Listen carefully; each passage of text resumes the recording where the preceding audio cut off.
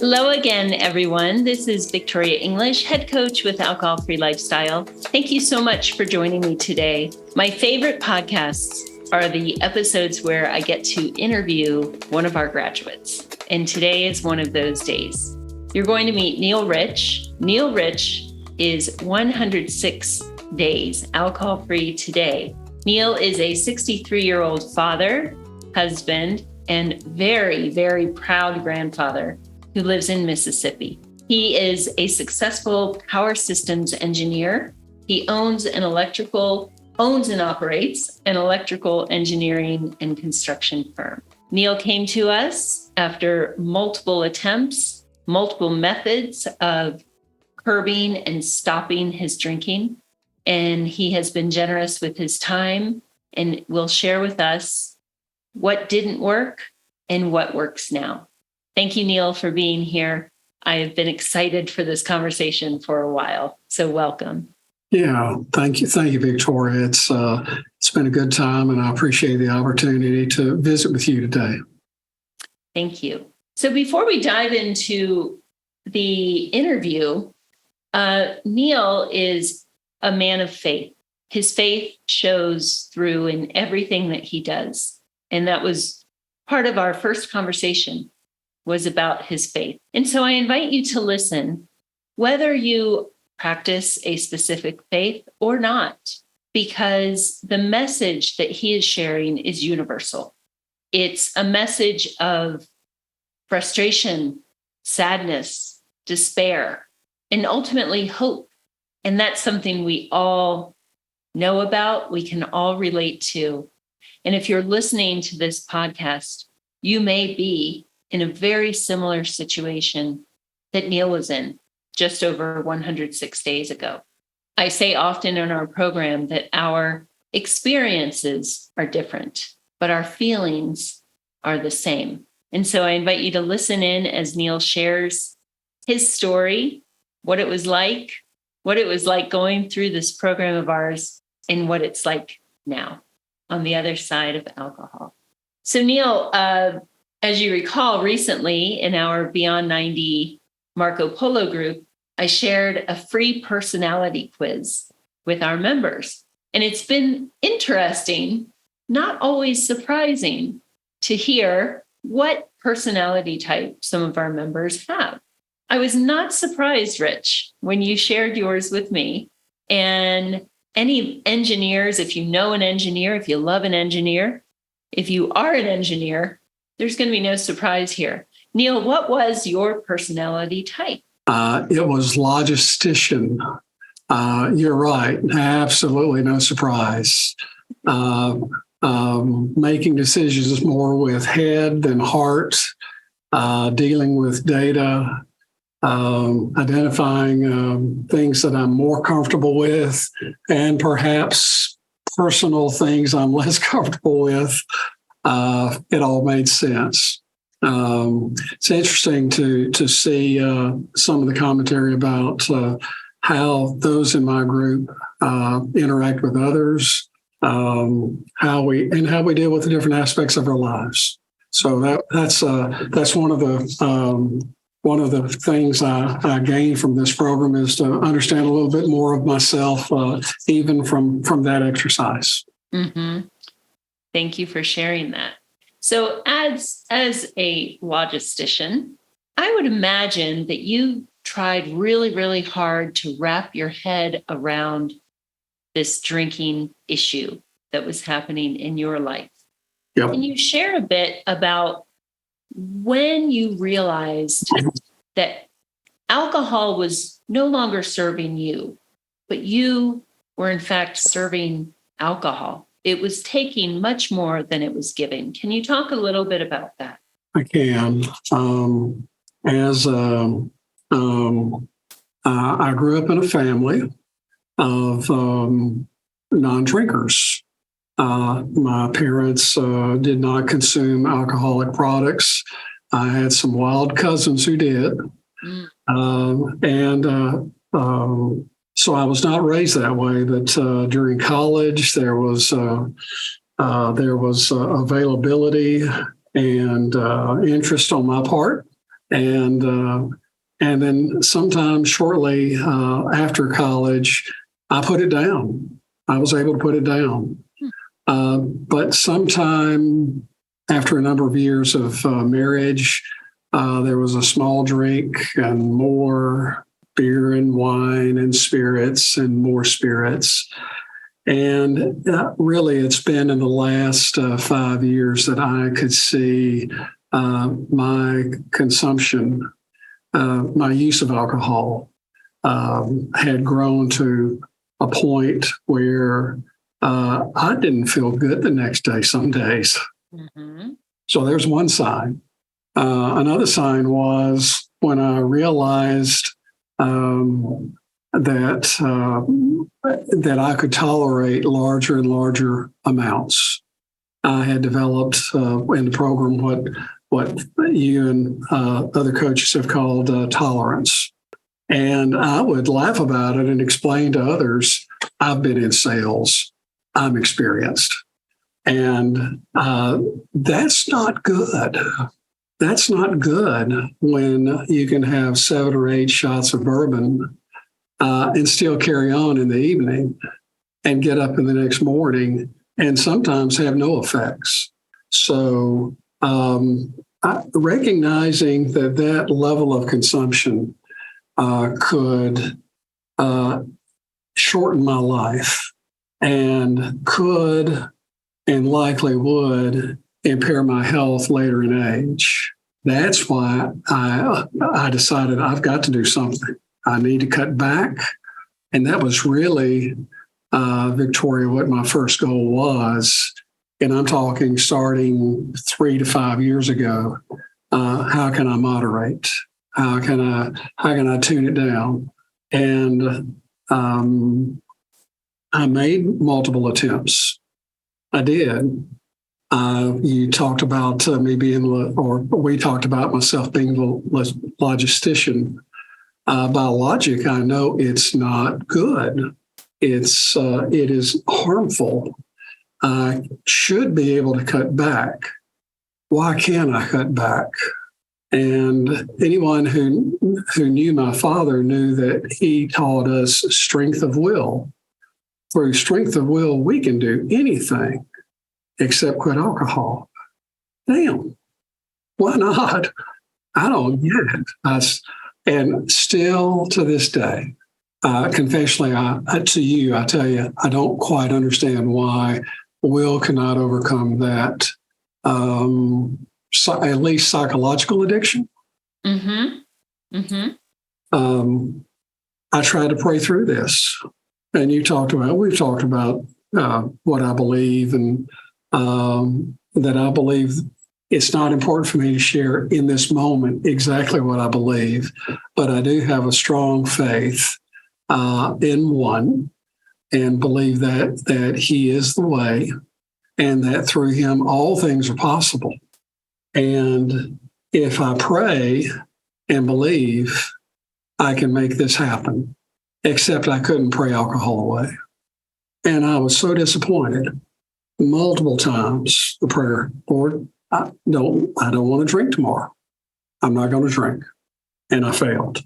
Back in February or so of this year, this being 2023, I attempted to go cold turkey. And I could not make it more than 3 days. That's not good. I prayed again, and I found the program through I found the P90 program through social media, and with much contemplation, completed an online form, received a call from you, and I'm so glad that I did. And later on, just speaking a little bit more about my faith, telling people that I've adopted an alcohol-free lifestyle has been interesting. Now, I've received zero pushback from anybody, and I'm generally in social settings and business settings that either they're going to be polite or I'm the boss, and they're not going to, say anything negative toward me. And with one of my dear colleagues with whom I've worked about 26 years. I told her that I had adopted an alcohol-free lifestyle, and it was with a program, that I couldn't do it by prayer. Mm-hmm. She, being a Christian, said, "Well, Neal, I think your prayers were answered." That one of our fellow Christians had also been praying for me to quit, and that her prayers were answered. Sometimes our prayers are not answered in the way we expect. And just like healing sometimes comes miraculously and directly, sometimes that medical help comes through the hands of others. My healing from alcohol came through the hands of others, and I'm very thankful. And I'm thankful that I chose to put down my guard enough to accept that help. So here we are today, 106 days later. It's a beautiful share, Neal. There's so many good things in what you just said. First, I'll start by explaining briefly in layman's terms why Neal could take 8 or 9 shots of bourbon and still keep functioning. That is called functional tolerance. I'm a fairly small woman, 5'2.5".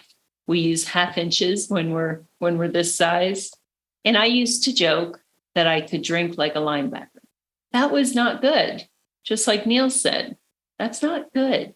Our brain over time will adapt to the amount of ethanol that we put into the body. It learns to compensate and keep us upright, literally, with amounts that years before would have flattened us. It also takes more and more to reach the desired buzz that we are chasing. Now, here's the kicker. Your liver is still having to process that same large amount of alcohol. Your liver is begging for mercy. Your organs, your heart, your adrenals, your pancreas, all these organs are saying, please stop. Except we're just chasing that familiar comfort. And that can be a scary place. And that does make it more and more difficult for us to stop. That is where often individuals are moving from the stage of dependence into full-on addiction. If you're listening to this and you're thinking, well, it's not like I wake up in the morning and take a shot of vodka. Good for you. And you could in the future. My hope, Neal's hope, is that you will listen to this podcast and realize that you didn't drink the way you do today 10 years ago. You're not going to drink the way you do today in 1 year. You will need to drink more. And so when I ask the question, are you serving alcohol or is alcohol serving you? If you're getting to that point where you're noticing it takes more and more for you to feel the effects, you are experiencing functional tolerance. So thank you for introducing that, Neal, and for being so open about it. I also love what you said about how our prayers are answered. And I think your friend of many years that you've worked with for so long did an excellent job of reframing. You know, I use that word a lot, reframing. What does it look like to have our prayers answered? Does it have to be that we pray that prayer and expect to magically be cured? Or might it be something else? Might it be brought to us through others? Well, that's right. I can only think of one instance in Scripture where God provided manna and then birds from heaven to feed His people. All other times, He expected people to plant a garden, hoe it, tend to it, and harvest.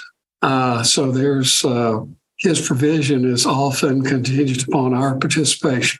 And Give us feet. That's right.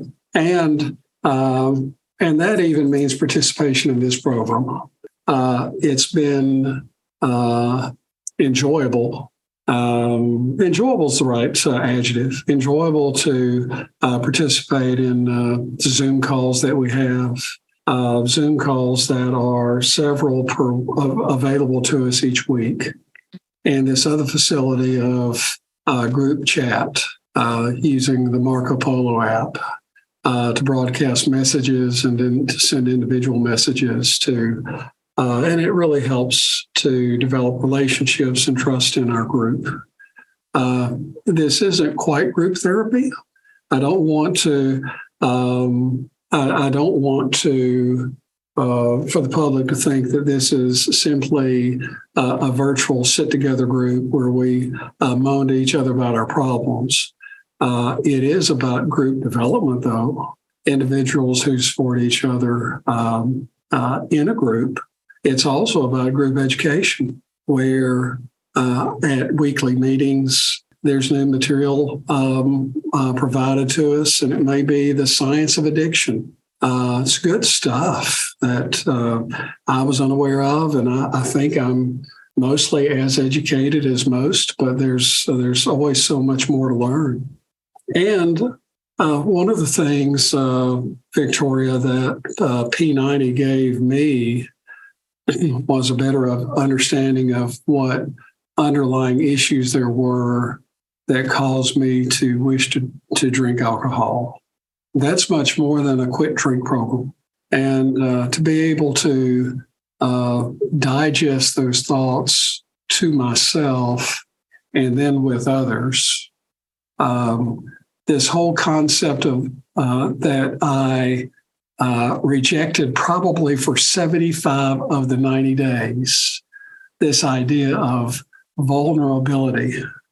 What it took, honestly, is your coaching and that of Coach Sarah, but also some outside reading that I was given.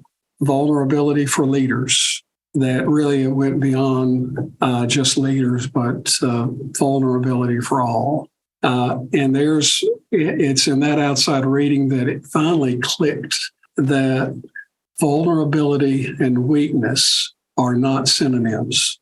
Now, that's more than you cared to hear today, but that's one of the things I really got out of the program. Mm-hmm. And now even in Beyond 90, the post Project 90 program, you're leading the discussion on boundaries. It's good stuff. Where's that in just a quit drink program? So it is. I really frame Project 90 and Beyond 90 as personal development programs, and I'm very thankful. Thank you for bringing that up. You're right. This is not therapy. The coaches are not licensed therapists. We are coaches. And I do get asked that. What's the difference? Well, therapists are licensed mental health professionals. And those often go hand in hand with coaching. My job as a coach is to listen. Certainly people share lots about their upbringing and their past, and as they uncover perhaps reasons why they used alcohol, my job as a coach is to say, that makes a lot of sense. Where are you today? Where do you want to be tomorrow? Now that you are removing the pen from alcohol's hand, what is your story? And that is liberating. That is freedom from alcohol.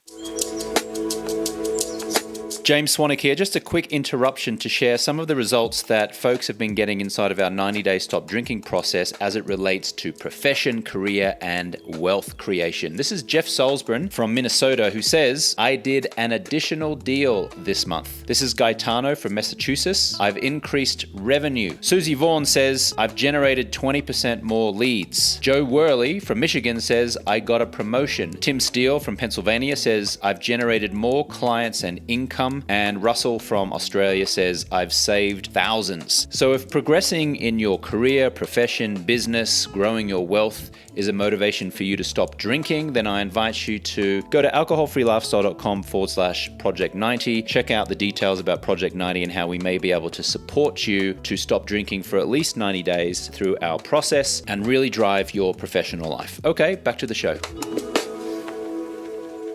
And I'm also very happy that you brought up the V word, as we call it in the program, vulnerability. As a logistician personality type, you did have some resistance to it. Big time. I noticed. Well, we laugh about it now, but it was a challenge. I saw it. I had so much compassion for it. And so for anyone listening who identifies with aspects of Neal's personality that he's describing, keep listening, because when you were willing to listen to the other members, to hear the coaches, and just give it a shot, give this vulnerability thing a shot, be open to sharing with others, some really big breakthroughs happened for you. Yeah. You know, one of the things through this that I learned from others about myself is how alcohol did not make anything better. It only stalled the resolution of problems. We were able to share, and I'm thinking about particular individuals who I chatted with, how the problems never went away. I was just numb to them for a time, and then I still had to deal with them. Perhaps they had even intensified in that delayed period from yesterday to today, or last week to this week. Kind of the cool thing about having an alcohol-free lifestyle is I deal with things as they come. And as you pointed out in different coaching moments, just talking with us, is that there is discomfort in real life. And we don't have to seek that comfort, that absence of pain or stress. And sometimes it's only a numbness through alcohol. It's okay to be uncomfortable. That's being human. You said, that's a close paraphrase of what you said one time. And that resonated with me, that this too shall pass. I just need to live through it. I need to breathe. And there's where the logistician part can take over and work to resolve problems in the moment.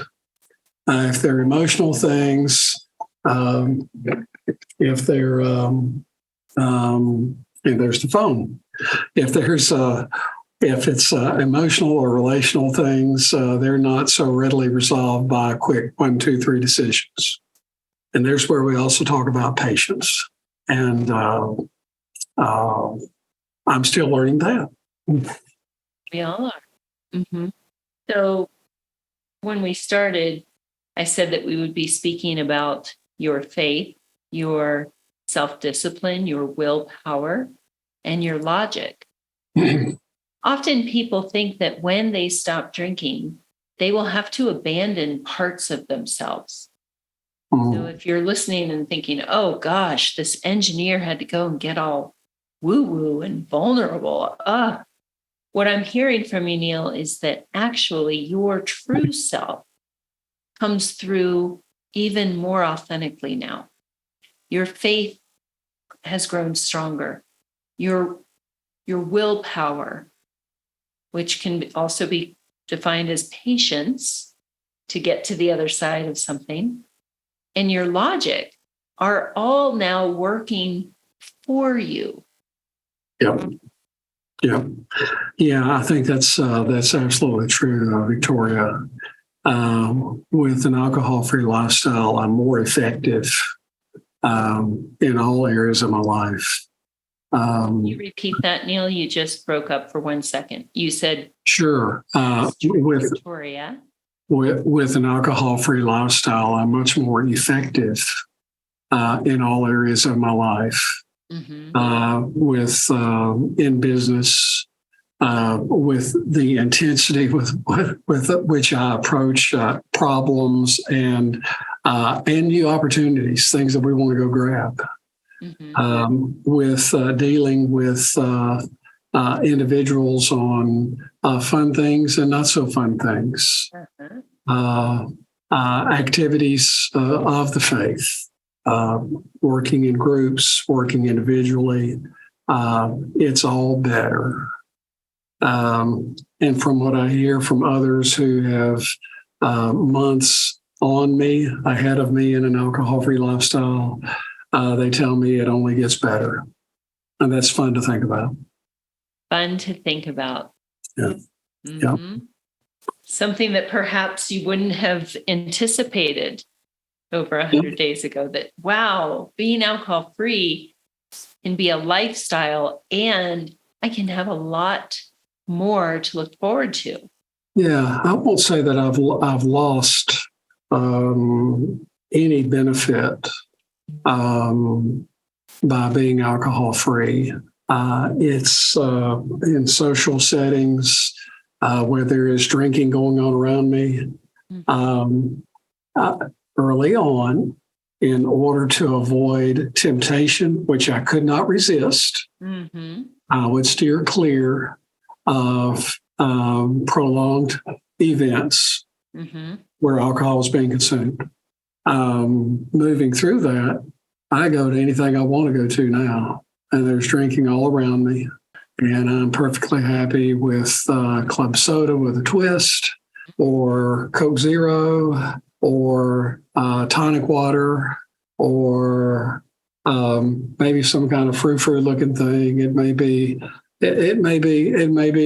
cran and soda, something. And it is, I think it is natural. It is at least a ritual in our society that we will have drinks in hand as we socialize. That's okay. It just doesn't have to be alcohol. Exactly. That is part of what we coach around, recreating the ritual of drinking. We all like to have something special during celebrations, something to relax with at the end of the day. It's only society's conditioning that has said it has to be alcohol. Right. Yeah. One of the things we talked about, I guess it was in one of the Zoom calls. And I think James probably on the podcast talked about, do you really need to go drink with a friend to have a good time? Or do you want to just go out and be with your friends and have a good time? Is it incumbent to have alcohol as part of that experience? And the answer is no. That's what I've learned for myself. And I think that's the case for all. It's whether others choose to embrace that idea or not. It's all up to the individual. So you've mentioned that things have improved personally, professionally, and spiritually. Before we wind up, I'd like to put you on the spot. Can you think of any certain example pop to mind when I ask you about how your personal life has improved? I might be thinking about pies. Well, I'll tell about that one too. But personally, well, this morning I was up pre-dawn out on the street for a 5K jog. That's on this is Thursday. That would have been difficult any day of the week. But even on a weekday when it's usually up early, trying to work, then breakfast, and then go to the office, being able to get up and wake up before the alarm. So there is increased physical vigor with high quality sleep. So you're asking about personally. That's also one of my personal experiences. I probably don't get the textbook. No, it's not probably. I don't get the textbook 8 hours of sleep. I also don't need it. When I go to bed and sleep soundly and wake refreshed and ready to go, I'm good. So one of the other things we were given in the program was a session with the author of The Power of When and a discussion of chronotypes. And if you haven't read that or thought about that, then that's something to consider. Also, on a personal basis, what are the things you mentioned? Pies. One of the things I very much enjoy is our concoctions and scratch cooking. And so for a recent family gathering, I made a huckleberry pie from my garden huckleberries, raised in my front flower bed from volunteer plants last year, carefully handpicked and cleaned and sorted, boiling those till tender with a syrup and light thickening, baked into a pie crust and served with and without ice cream on the side. Absolutely delightful. One of the grandsons said, "It's just the best." So I knew it was a hit when he said that. That's a priceless memory that everyone will carry with them. Mm-hmm. Making huckleberry pies with Grandpa. Mm-hmm. Doesn't get better than that. Nope. That really struck me, that polo, and those grandbabies are so cute. And that pie. Don't get me started with the pie, Neal. I cannot moderate my pie intake once I start. So maybe that's part of the reason it also stuck in my head. And then professional, because you are a hard worker. So Well, what's changed? Yeah, that work ethic is something with a Depression era father who, through every action, demonstrated how I would live. And I adopted all of those tendencies. Never put off till tomorrow what you can do today. And do only what you can do. But that means do everything. And the idea that failure is not an option. When you're a subsistence farmer in Northeast Louisiana, as my father was and his family, if they didn't garden and make a crop, they didn't eat. Failure was not an option. And that got translated to my generation. So that's what I did. But what's different now is that I believe my work efforts are more directed and focused and thoughtful. And I'm able to work with our very capable team here, who honestly I've recognized can just dang near carry on without me. Not that they don't appreciate my participation, but I think I've been cutting myself short and cutting our business opportunities short by not collaborating with others here more. So that's the clarity of mind that I have with an alcohol-free mind has yielded that outcome also. Mm-hmm. You didn't expect that, did you?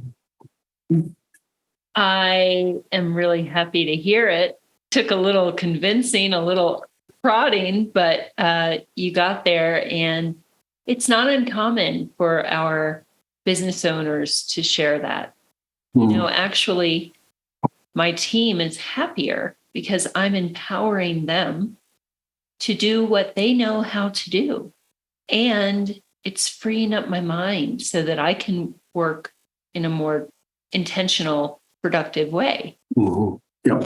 And not feel so frantic. That's wonderful to hear from you, Neal. And finally, spiritually, how has your your faith life improved? I think I'm more authentic now, less hiding, more discerning. I think I understand that there are moves ahead for me that I need to be open to and need to avail myself to. And I may use the term I'm working through that right now, but that means I'm praying and waiting for direction. So that's coming. Yes. And of people of faith, we can know that. Mm-hmm. Thank you, Neal. Thank you for spending this time with me, for spending time, for giving of yourself with our listeners. Your words will make a difference. And if you are listening to Neal and things are hitting you just the right way, maybe that's your sign from the universe to take action. We are very lucky to live in an age where we do have these opportunities available to find life on the other side of alcohol without stigma, without shame. And it is up to us to take action. And so I invite you to follow the link in the show notes. You can book a free discovery call with one of either me or one of our other wonderful coaches, and we'll see if we're a fit for you. Maybe someday you'll be on this podcast and Neal will be listening to you. Who knows? Until next time, everyone, thank you, Neal. Thank you, listeners. And I hope you have a wonderful day. Take care. Thank you.